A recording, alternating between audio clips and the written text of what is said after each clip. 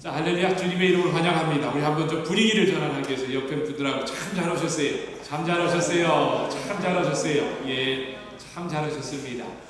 우리 성아도 예, 저기서 그냥 갑작스럽게 이렇게 참 저렇게 인사를 하네. 감사합니다. 감사합니다. 자, 오늘은요 본문의 제목을 생명의 시작이라는 제목으로 여러분들과 함께 은혜를 나누고자 합니다. 여러분, 오늘 본문의 말씀이 생명의 시작인데 어떠세요? 하나님의 아들이신 예수님께서 사망에서 생명으로 우리를 인도하시는 생명의 시작이 되신다고 믿으시면은 한번 큰 소리로 아멘. 아이고, 부족한데 이래가지고 생명의 시작이 안 되겠는데. 자, 그러면 아담은 죽은 영이나 예수님께서 살리시는 영으로 이 땅에 오셨다고 확실히 믿으시는 분은 다시 한번 아멘. 아멘. 좋습니다. 그럼 마지막입니다. 알파와 오메가로 예수님께서는 장차 오실 재림주로 이 땅의 심판주로 다시 오실 것이라고 믿으신 분은 가장 큰 목소리로 아멘. 아이고, 큰 목소리 하라 했더니 별로 안 크네. 예, 여러분, 이게 바로 예수님이 세 번에 낮춰서 오신 것을 이렇게 간략해서 여러분들에게 말씀을 드린 겁니다. 여러분, 오늘이 마지막 날이에요. 오늘이 마지막 날 하니까, 그렇죠? 어떤 분은 금세 좀 표정이 어두워지면서 제가 그만두겠다는 소리를 들으시고 좀 놀라시는 것 같은데, 여러분, 그게 아니라 오늘은 이제 여기까지 인도해 주신 에베네셀의 하나님께서 우리의 기도에 응답해 주시고 장래의 새로운 믿음의 걸음을 내딛기 위해 이곳을 떠나며 드리는 마지막 날 예배라는 거예요. 저는요, 한 주간 동안, 그러고서도 이제 어제 또 이제 새벽 기도를 봐서 제가 이제 이렇게 기도를 하는데, 이런저런 생각이 막 들더라고요. 그러면서 이곳을 정리하고 다른 곳으로 옮겨가면서, 아이고, 하나님, 어떻게 됩니까? 라면서 이제 생각이 좀 번잡했었는데, 그러면서 이런 질문이 제게 들더라고요. 야, 전 목사야, 제1공동체가 어쩔 수 없는 상황에 부딪히면서 하나님을 기쁘게 해드리고 영광을 돌리는 일을 하겠다고 하여서 예배 처소를 옮기기로 결정을 하였는데, 과연 무엇으로 새로운 곳에서 새롭게 시작하는 것이 주님의 속을 가장 시원하게 해드리는 걸까? 그런데 기도 가운데 제게 성령님께서 들려주시는 이야기가 바로 하나님의 아들 예수 그리스도가 생명의 시작이니라.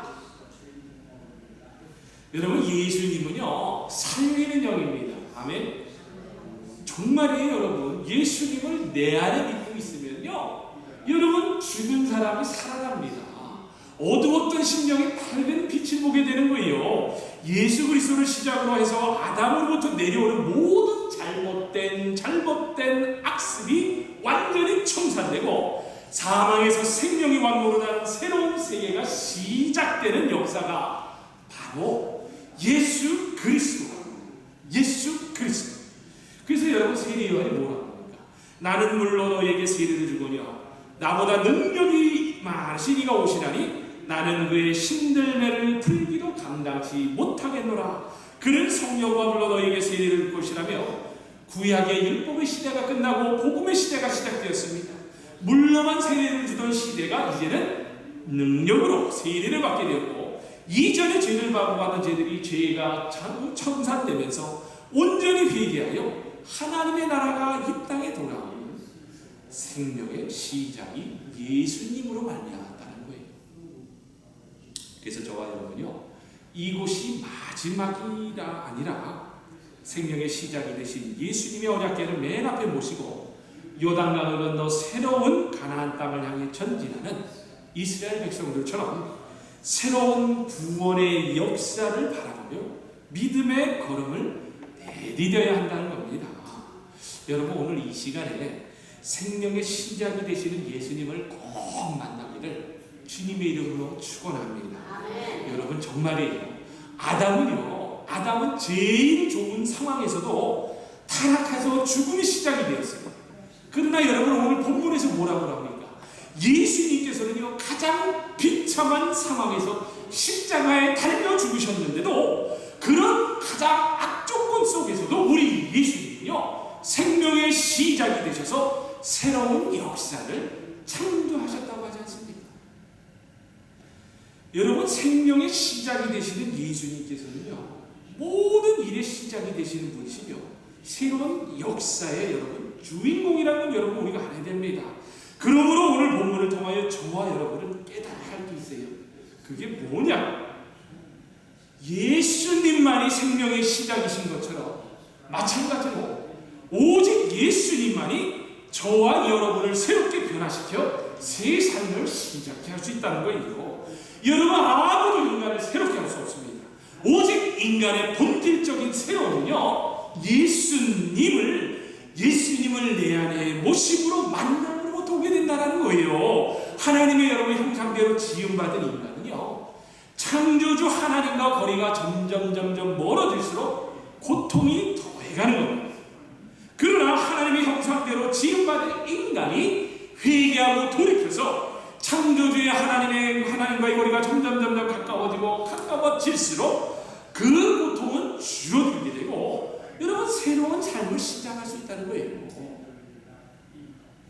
여러분, 누가복음 7장에 보면 여러분 백부장 이야기들을 다들 잘 아실 거예요.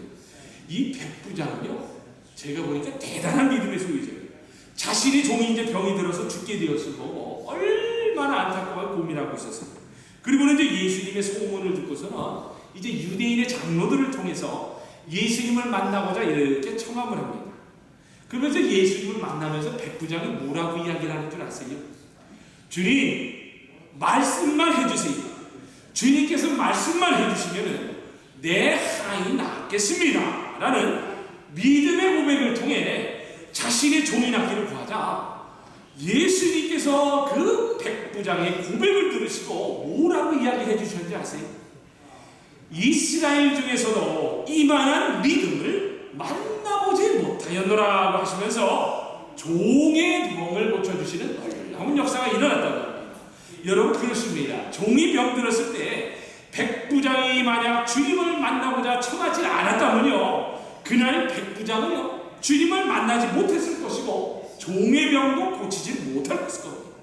그러나 바로 그날 백부장은 믿음으로 결단을 하고 주님과 만나기를 청함을 통해 놀라운 기적을 체험할 수 있다고 하진 않아요. 여러분, 육신의 병뿐만이 아닙니다.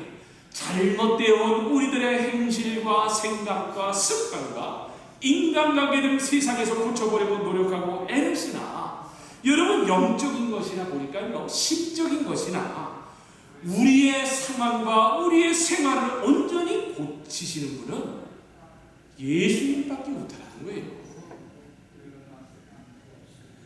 여러분, 제가 지난해 12월이에요. 아마 우리 딸도 기억할 거예요. 언브로큰이라는 영화가 있었어요.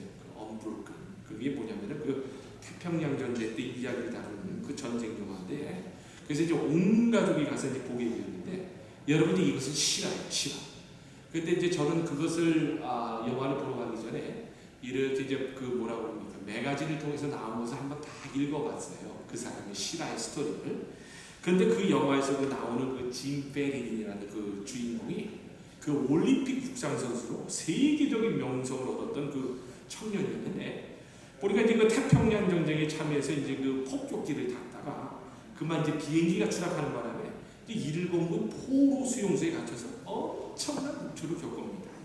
특히 이제 일본군 하사관이 있어요. 와타나베라는 하사가 있었는데 얼마나 심하게 학대하는 바람에 정말입니다. 그 영화를 보면서 또 그 스토리를 보니까요, 정말 죽음 직전의 상태까지 갔을 정도로 와타나베라는 일본 하사의 학대는요, 산상을 초월할 정도였다고 합니다.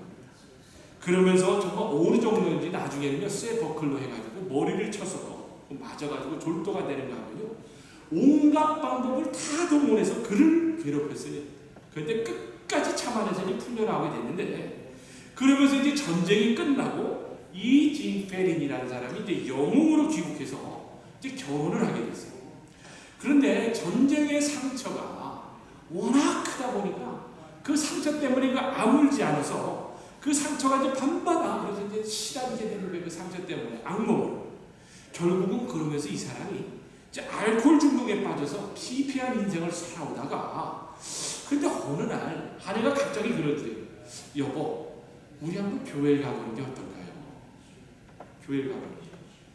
그러면서 교회를 아내에게 이끌려 갔다가 그 태평양 전쟁 당시 이제 바다에서 폭격기가 이제 빠져버려 파손하면서 이제 표류하면서요. 그 죽음의 사선을 넘어들 때 그 예배를 드리는 그 생각이 나더라고요. 주님, 저를 구해주시면 당신을 영원히 섬기겠습니다. 라고 했던 그 기도의 장면, 그게 이제 예배를 보는 중에 그 생각이 떠올랐다는 거예요. 그러면서 그 순간 놀랍게도 정신이 새롭게 되는 느낌과 함께 힘을 얻어가지고요.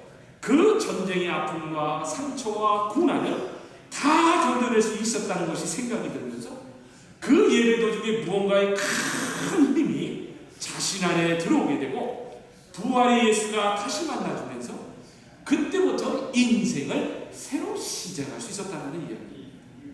여러분, 그래서 부활의 예수를 만난다는 게요, 얼마나 중요한지 몰라요. 그래서 여러분, 로마서 6장 4절 하반절을 보게 되면 이런 말씀이 나오는데 제가 쉬운 성경으로 읽어드립니다. 우리는 그분의 죽으심과 연합하는 세례를 받음으로써 그분과 함께 묻힌 겁니다. 이것은 그리스도께서 죽은 사람 가운데서 아버지의 영광으로 살아나신 것처럼 우리도 새로운 생명 가운데서 살도록 하기 위한 것입니다. 여러분, 지금 사도 바울이 뭐라고 이야기합니까? 예수님께서 영광으로 부활하신 것이 바로 우리가 새로운 생명으로 시작할 수 있는 부활의 영광으로 드러난다고 하지 않습니까? 그래서 여러분, 부활의 예수를 만나게 되면은 우리는 소망이 있다는 거예요. 아멘. 여러분, 부활의 예수가 누구냐를 알게 되면요, 여러분, 우리가 이 땅을 살아가면서 염려와 근심과 걱정을 다 벗어 던져버리며 살 수 있다는 겁니다. 그래서 그분을 바로 만나야 해요. 누구를 만나느냐에 따라 앞으로 인생이 결정적입니다. 여러분, 제1공동체도 마찬가지입니다. 우리가 이제 새로운 곳으로 간다고 하지만 생명의 시작이신 주님께서 그 걸음에 함께 해주지 않으신다면요, 아무 소용이 없어요. 뭐 큰 건물로 간다, 좋은 건물로 간다, 소용이 없어요. 여러분, 아무리 큰 건물, 좋은 건물에서 예배드려봐요, 내 안에 예수가 없는데 그게 무슨 소용이 있겠습니까? 여러분, 본질적인 새로움은요, 생명의 시작이신 예수님이 내 안에 있느냐 없느냐로 결정되어진 거예요. 여러분, 속사람이 예수님을 만나지 못했어요. 그런데 새로운 곳으로 옮겨간다고 변화가 있겠어요? 전혀 없습니다. 여러분, 이런 생각을 갖고 있다면 대단한 착각인 겁니다. 여러분, 우리가 지난 시간에도 공부했어요. 에베소서 4장 22절에서 24절까지를 보면은 이런 말씀이 나와요. 너희는 유혹의 욕심을 따라 썩어져가는 구습을 쫓는 옛사람을 벗어버리고 오직 심령으로 새롭게 되어 하나님의 의와 진리의 거룩함으로 지으심을 받은 새 사람을 입어라. 여러분, 이스라엘 백성들은 그래가지고요, 이 말씀을 기억하면서 묵은 땅을 기경하기 위해서요, 7년 혹은 3년이 되면요, 땅을 갈아엎는 일을 한다고 합니다. 그래서 갈아엎지 않으면요, 씨앗을 심어도 수확이 적기 때문인 건데, 묵은 것으로는 좋은 열매를 맺을 수 없다라는 이야기예요. 여러분, 이런 기억이 나요. 예전에 그 화분을 키우는 곳에 관해서 그 전문 지식을 가진 어떤 분이 저에게 이런 말씀을 해주셨던 기억인데, 여러분, 이제 집안에 있는 화분이 물도 잘 주고 비료도 잘 주는데 꽃이 잘 자라지 않을 때 여러분, 어떻게 하는 것이 가장 좋을까요? 답이 나왔어요.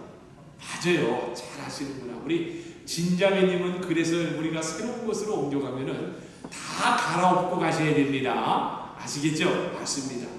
간단하더라고요.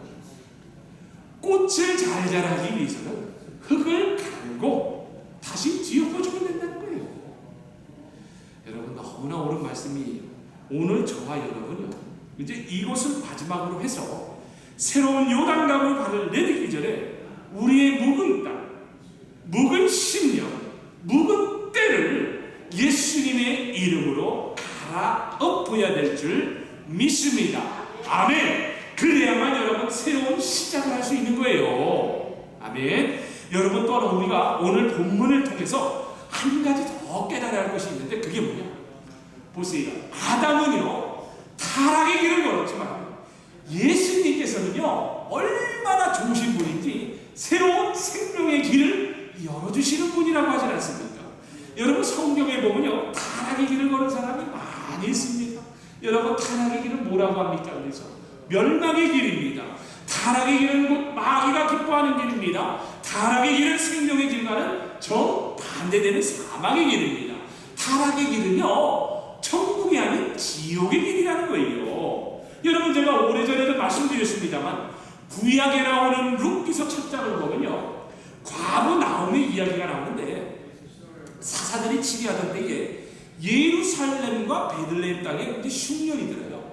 그래가지고 이제 이 나오미 가족이 모압으로 건너갑니다. 먹고 살 게 없으니까. 그래서 여러분, 여기 나오는 예루살렘의 의미가 잘 알아야 할 게 뭐냐면 예루라는 게 준비되었다라는 뜻이고 살렘은 히브리 말로는 평화라는 뜻이 있는 거예요. 그래서 유대 땅에 평화가 예비된 곳이라는 뜻입니다. 또한 여러분, 유대 땅에는 베들레헴이라는 곳이 있어요. 근데 여러분, 이 베들레헴은 얼마나 좋은 의미인지 여러분 히브리 말로 뭐냐면은 떡집이라는 의미가 있습니다. 오늘 추석 한가위처럼 떡을 먹지 않습니까? 그 말대로 풍년이 들거나 좋은 일이 있을 때 먹는 떡집이라는 그런 의미가 있다는 거예요. 그래서 떡집이라는 이 베들레헴은요 또한 다윗의 고향이며 예수 그리스도의 탄생지기도 하며 성전을 의미한다는 겁니다. 그래서 여러분, 평화의 왕 바로 예수입니다. 여러분, 그래서 나오미는요 한 가지 큰 실수를 저지른 거예요. 무슨 실수인지 아세요? 나오미는 하나님을 잘 모시고 있다가 흉년이 들었다고 해서 그 마음속에 무슨 생각이 드냐면 하나님의 좋은 예비하신 곳을 그만 어떻게 합니까? 벗어던지고 내가 먹고 살겠다라며 그 평화가 예비된 곳을 떠나서 모압이라는 땅으로 내려갑니다. 근데 여러분, 영적인 의미로 이 모압이라는 땅은요 저주의 땅이라는 의미가 있는데, 다시 말해서 모압 땅으로 내려갔다는 말은 하나님을 잘 믿다가 세상을 따라 타락의 길로 갔다는 것을 의미합니다. 그러나 하나님께서 그녀가 멸망하도록 내버려 두지 않으셨더라고요. 하나님께서 다시 살 길을 열어주시는데 한 사람의 의를 통해서 살 길을 열어주십니다. 야, 여러분, 우리도 이제 가끔 그런 말 하잖아요. 그 집안에 며느리가 잘 들어오면 그 집안이 산다고 그러잖아요.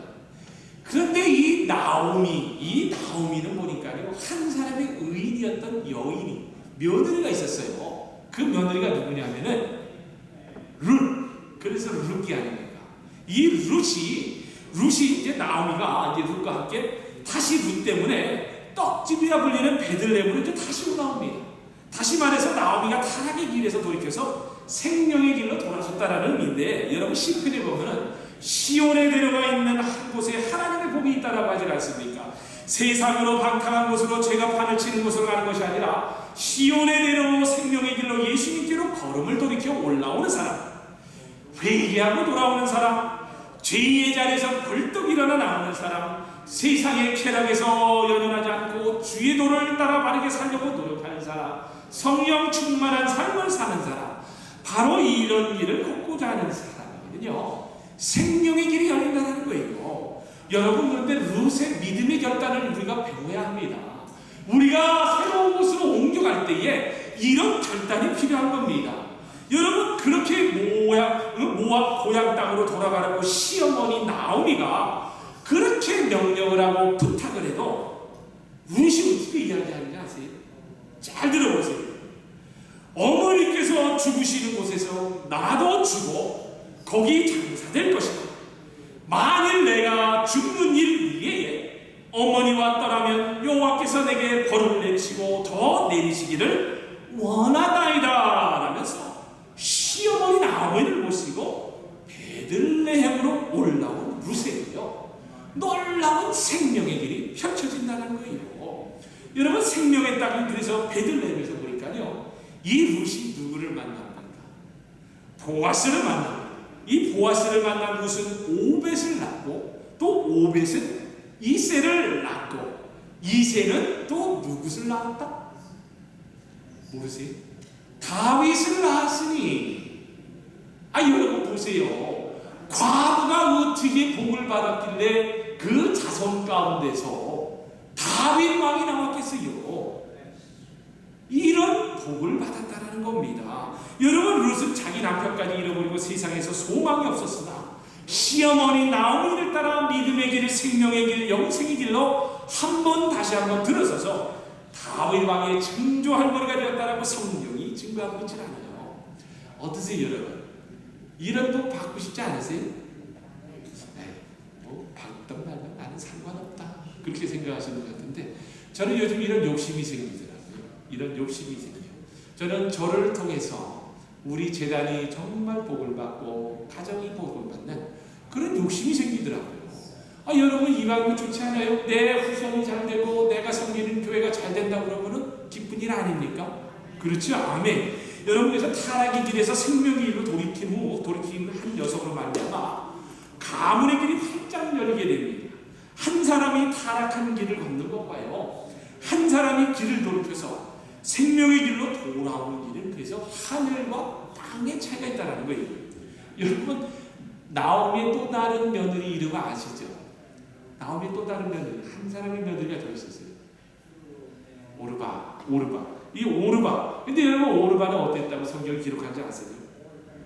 오르바는 이런 믿음의 결단이 없다가 보니까 성경에서 오르바는 끝! 더 이상 나오지 않아요. 오르바라는 이름이 안 나오더라고. 오르바는 그냥 간단해요. 그냥 나는 그냥 모압 땅으로 가겠습니다. 그러면서 거기서 끝이 나요. 그러나 생명의 길로 올라온 룻은 다윗 왕을 낳는 족보를 잇는 여인이 되었다라는 거예요. 여러분, 우리도 마찬가지예요. 이제 우리가 예배 처소를 옮겨가면서 과연 제1한인교회가 여러분 멸망의 길로 갈 것인가, 아니면 생명의 길로 갈 것인가에 대한 기로에서 우리는 미련 없이요, 오르바가 아니에요, 룻과 같은 믿음의 결단이 필요하다는 거예요. 그래서 룻이 뭐라고 하지 아세요? 어머니의 하나님이 나의 하나님이 되시니. 이런 믿음의 결단을 하고 생명의 길로 여러분 걸음을 옮겨야 한다는 거예요. 여러분, 그동안 주님의 삶과는 너무나도 동떨어져 있는 삶이셨다면요, 지금 이 시간에 생명의 시작이 되시는 우리 예수님을 다시 모시기를 주님의 이름으로 부탁을 드립니다. 여러분, 그때가 바로 새로운 삶길이 열리는 시작이 된다는 것을 아시고, 여러분, 주님을 내 마음의 주인으로 모셔야 해요. 여러분 보세요. 휘장으로 말미암아 들어가지 못하던 지성소를요, 단 한 번에 들어갈 수 있도록 길을 열어주신 분이 누구세요? 예수님이죠. 그런 좋으신 예수님께서, 주님, 우리는 부족합니다, 머리 대신 주님께 의탁하고 가정과 재단의 길을 인도해 주세요라며 간청하면요, 사랑하는 자녀에게 어찌 새로운 길이 열리지 않겠어요? 여러분, 우리는요 부자예요. 그래서 부자. 저는요 가끔가다 그런 생각을 해요. 제가 이렇게 살아가면서 힘든 일이 있고 어려운 일이 생길 때마다 나는 부자입니다. 그리고 골방에서 기도할 때마다도 눈물을 쭉쭉 흘리면서 하나님, 나는 부자입니다. 근데 왠 줄 아세요? 왕 대신 주님께서 내 안에 계시는데, 그러군요. 그 순간에 모든 것이 날아가버려요. 정말입니다. 눈물이 툭 떨어지면서 왕 대신 주님이 내 안에 계시는.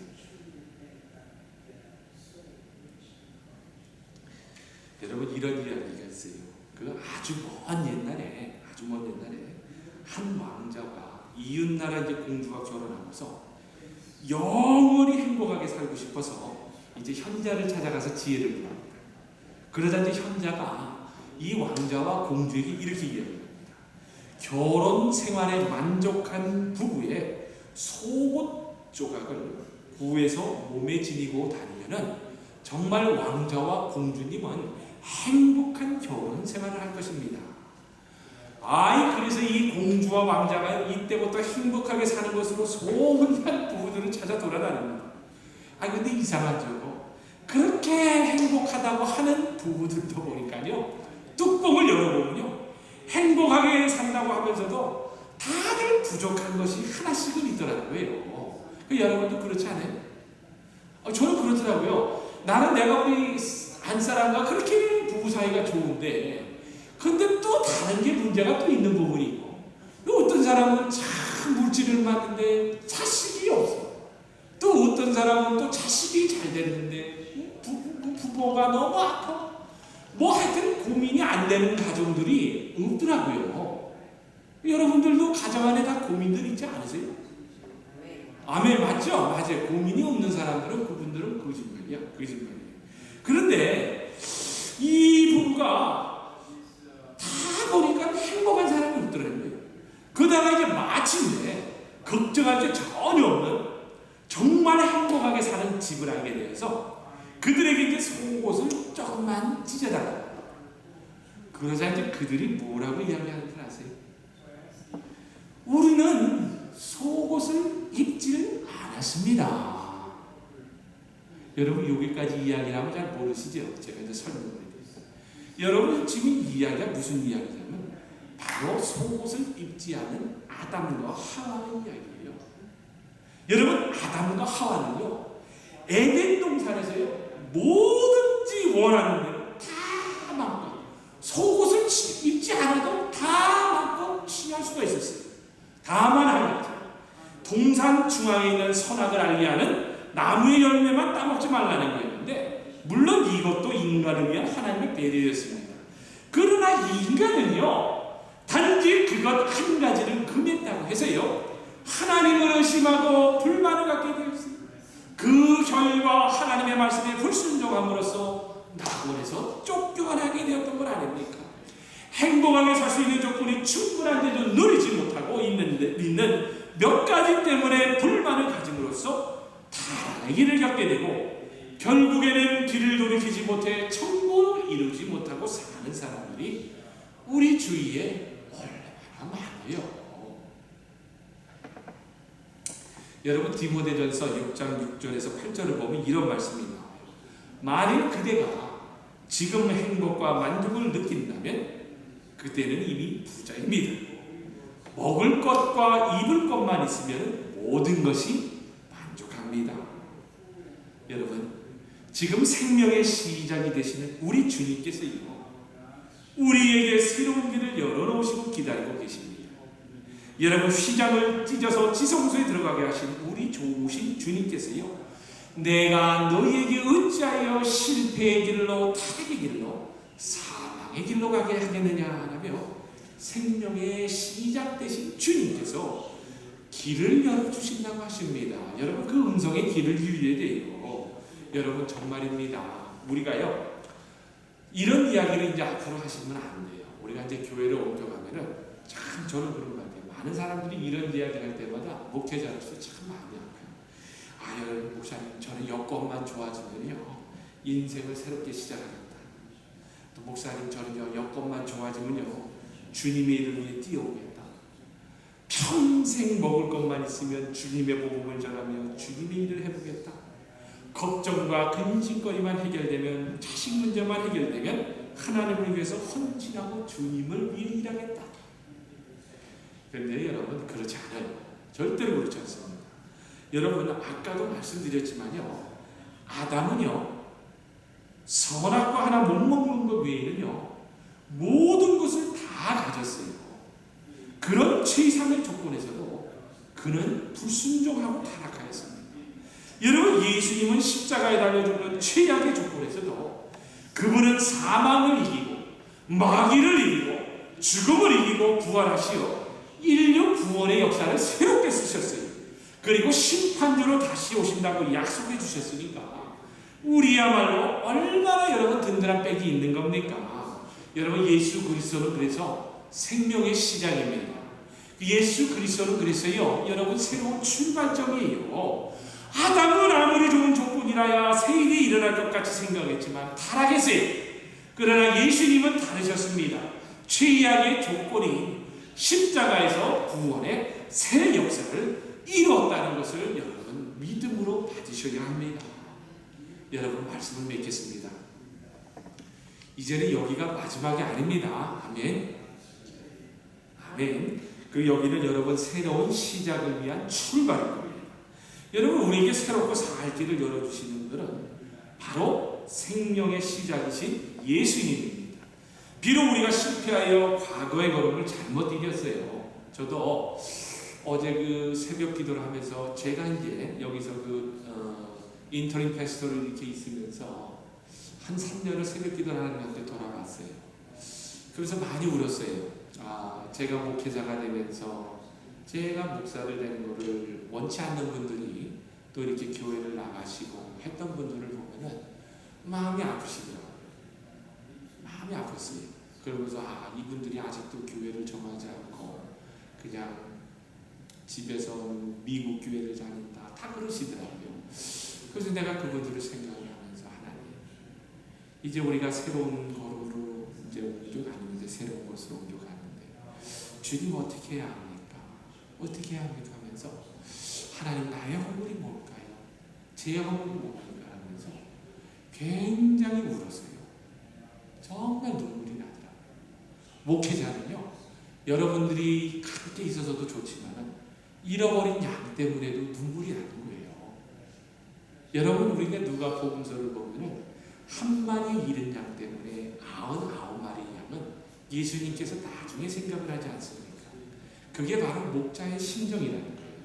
근데 우리 제1공 목체도 그래서 그런 마음을 가지고 이제 새로운 곳으로 옮겨가면서는 우리가 과거에 알고 있던 분, 그 전진용이라는 사람이 목사가 돼서 조금 불편했다고 하시는 분들이 있으면은 다시 여러분들 교회로 초청을 하세요.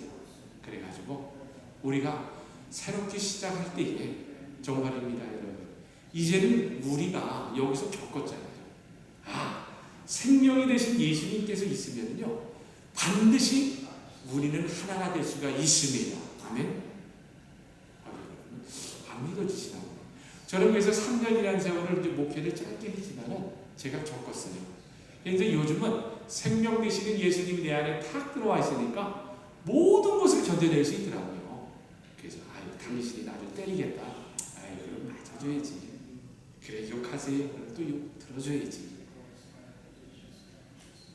여러분 그래서 생명 되신 예수님을 안에 모시세요. 여러분 정말 우리는요 과거의 걸음 잘못 디뎠어요. 그래서 저는 정말 그것을 인정하고 회개를 했습니다. 그리고 우리는 걸음을 돌이켰기에 새로운 길이 보이는 것 아닙니까? 여러분 우리가 예수님 믿는다고 하면서 안 믿는 사람처럼 행동할 때도 있었어요. 열심을 내다가 식어질 때도 있었어요. 타락하고 방종하고 교만할 때도 있었습니다. 믿음이 연약하여 어린아이와 같이 땡깡을 쓰며 나만의 주장을 내세웠던 잘못을 저지를 때도 있습니다. 그러나 생명이신 주님은 다시 손을 잡아 저와 여러분을 일으켜 주시고 새로운 길로 걸음을 인도해 주신다는 것을 여러분 믿으시기를 바랍니다. 여러분 꽃이 잘 자라기 위해서는요 흙을 가지고 뒤엎어 주듯이 새로운 요단강을 건너기 위한 첫 발을 내딛기 전에 우리의 묵은 땅을, 묵은 심령을, 묵은 때를 예수님의 이름으로 갈아엎으세요.